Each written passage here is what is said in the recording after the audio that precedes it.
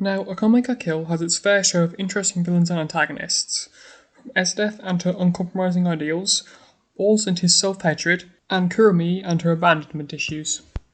Then there is Seryu, one of the most hated characters in the show, because of her involvement in Shelley's death and her self-righteousness and hypocritical nature.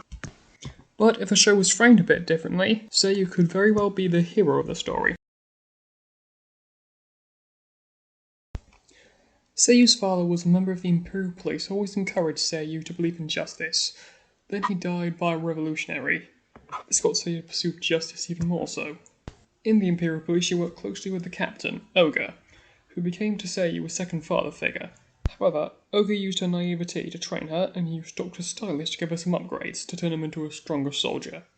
These were basically cybernetic enhancements. Seiyu's worldview was simplified even further during this time. Then she bonded with an Imperial arm, Koro, who, despite being a killing machine, she clearly loved. Then the main events of the series begin. Her first contact with a member of the Night Raid was with Tatsumi after she helped him find his way to the main street in the slums. However, she did not know he was a member of Night Raid, nor he had killed her captain. Her first proper encounter with Night Raid was with Mine and Shelley, where she fought them and killed Shelley. Then, like other Imperial Arms users, she was recruited into the Jaegers, which was Esdeath's answer to Night Raid. Dr. Stylish also joined the Jaegers alongside her. When Esdeath kidnapped Tatsumi, she also recognised him. After Dr. Stylish was killed attacking Night Raid's base, Seryu was clearly distraught.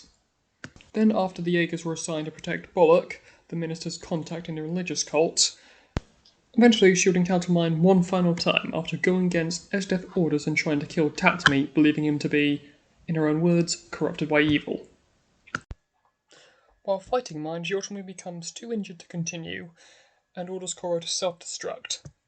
Tatsumi saves Mine, but Seryu is ultimately killed in the explosion.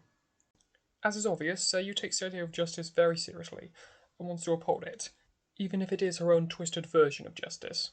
She sees any crime as equally guilty, even if the person was forced into it.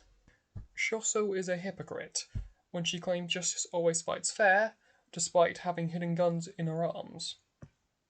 Though despite her madness, she very clearly has a caring side, as she demonstrates to her teammates, and is disheartened when Dr. Stylish and Ogre die. She also shows excitement and joy when doing activities like football with children near the Jaeger's base, and is happy when she tries to set them down, in her mind, the correct path. But despite everything, Seryu could very well be the hero of the story, as she has many traits which typical protagonists often do: a strong sense of justice, compassion for her teammates. And most of these traits are shared with Tatsumi, the actual protagonist of the story.